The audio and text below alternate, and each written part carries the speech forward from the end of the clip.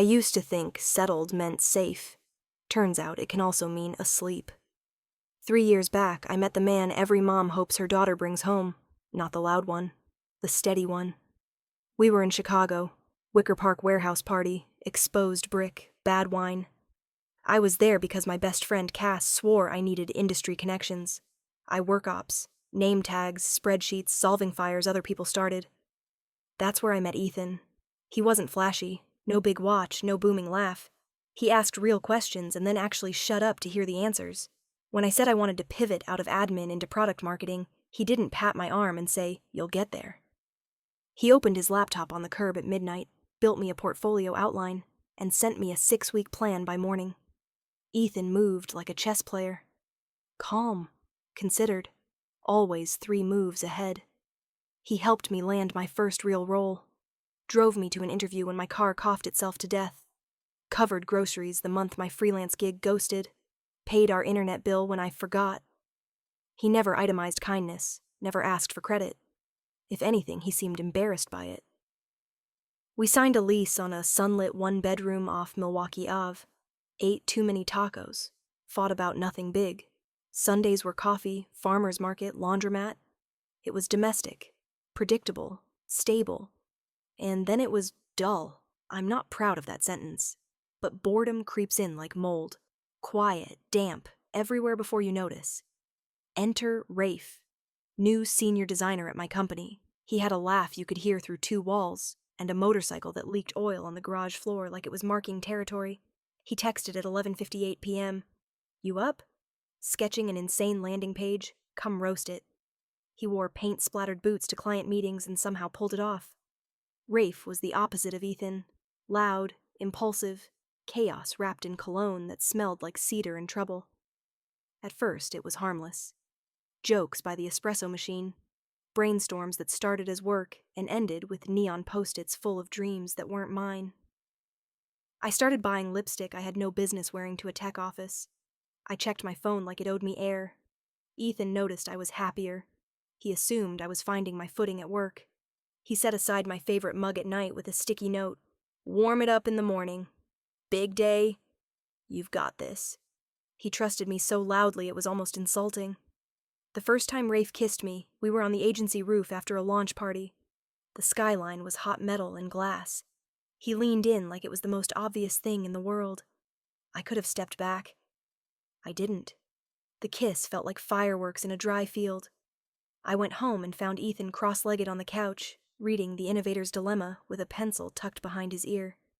He looked up and smiled like I was the good part of his day. Guilt scraped at me. I swallowed it. So began the split life. Ethan got the version of me who meal prepped and paid rent on time and asked about his mom's surgery. Rafe got the sparkler. Last-minute drives to the lake, bar bathrooms, inside jokes you can't say out loud without being ashamed. I told myself I could have both. Why choose? Ethan was my safety net. Rafe was the free fall. Didn't I deserve to feel alive? I got sloppy. Late nights became later. Phone face down became face up, buzzing. Ethan adapted around me like a river around a rock. He cooked when I worked late. He kissed my forehead when I came home wired and hollow. He didn't interrogate. He observed. Patient. Too patient. I mistook his discipline for disinterest, his kindness for weakness. The night it detonated was Rafe's loft warming in Pilsen. Exposed beams, string lights, a careless DJ. Ethan was supposed to be in Madison visiting his dad. I told him I'd crash early with face masks and bad TV. Cass was at the party, glitter liner, and a mouth like a match. We were in the kitchen, cheap tequila sweating through red cups. Somebody complained about her boyfriend checking her location. "At least he's obsessed," she said. "Lena's situation is worse. She's got 2 men and neither one knows they're auditioning." I laughed. It felt like power. "Why would I pick?" I heard myself say, loud because attention was a drug and I was high.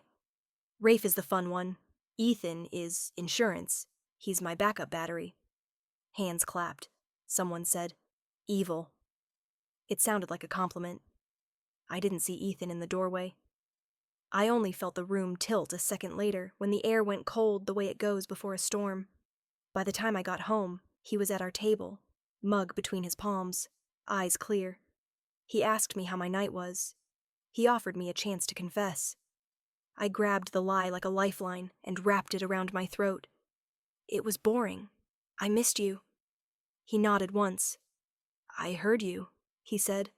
In the kitchen, backup battery. The way he used my words, no anger, no theatrics, cut deeper than screaming ever could. I finally see who I am to you, he said, and who you are to me. He didn't throw a glass. He didn't catalog every bill he'd paid. He opened his laptop and began off-boarding his life. Within 48 hours, his name was off the lease. By day 3, our joint Costco membership was canceled like a treaty. He moved into a studio in Ravenswood with a single duffel, a plant, and the pan I always burned eggs in. He blocked my number, then my new number, then my email. He blocked me on the platforms I forgot existed. He returned the box of Polaroids with the ones with me torn out, not ripped in rage, but cut with the neatness of a surgeon. On top, the sticky note I had written him months ago. Warm it up in the morning. Big day? You've got this. L folded once, placed like a gravestone. Rafe wasn't a consolation prize. He evaporated. Turns out men, who love the chase, hate women who brag mid-hunt. It got messy, he said at work, hands in pockets, not meeting my eyes. You talk about people like props. The office found out enough to do damage. HR didn't get involved, but reputations don't need memos to be wrecked. Cass, who'd laughed first, switched to moralist sermons overnight. Some of us are praying for what you threw out, she said. I hope the fireworks were worth the fire. My mother adored Ethan. She called him the adult in the room. When I told her we were done, she asked one question. What did you do? When I spewed fog, she cut through it. He was good to you. You confuse excitement with love. Stop. I tried therapy. Dr. Rye had a calm voice and shoes that looked comfortable in the right way. She asked me about the boredom. I said routine, predictability, the sense that we were roommates. She wrote something. He supported your career, trusted you, showed up. Is boredom the problem, or is stillness the mirror you didn't want to look into? I told her I wanted Ethan to fight for me, to show passion, jealousy, something. She leaned forward. You wanted his rage, because rage feels like proof you matter. Indifference terrifies you because it means you don't. I saw Ethan once at the Logan Square Farmers Market 2 months after he left. He carried a canvas bag, a loaf of bread sticking out like a cartoon. He looked lighter, like he'd set down something heavy and remembered how to stand straight. I raised a hand. He saw me. He didn't frown. He turned and walked away. No scene. No contempt. Nothing. Nothing is worse than hate. Hate is a tether. Nothing is the cut rope. I dated a few men. 2 Rafes with less talent, a handful of Ithans who smelled like beige paint. I split a Sunday morning with a teacher who said, I like your laugh, but I didn't remember mine. Nothing fit. Everything tasted like diet soda, sweet and empty. 10 months in, I saw Ethan again in a Hyde Park coffee shop. He wasn't alone. She had brown eyes that smiled first, a soft navy sweater, a violin case propped against the chair. The way they listened to each other made me want to cry into my own coffee. When she went to the bathroom, I stood up, sat down, stood up again. She returned and touched his wrist when he said something about his dad's garden. It was the gentlest thing I'd ever envied. I left without ordering, sat on the curb, counted gum stains, tried not to Google how to go back in time. The universe didn't care. It kept moving. A year and a half later, I ran into Ethan's mother at Mariano's. She held a bag of lemons like they might bite. She used to squeeze my shoulders at Thanksgiving and call me Arlena. Now she said, hello, like to a bank teller. How's Ethan? I asked too brightly. Very well, she said. He's happy. I'm glad, I lied. She tilted her head. Are you? Yes.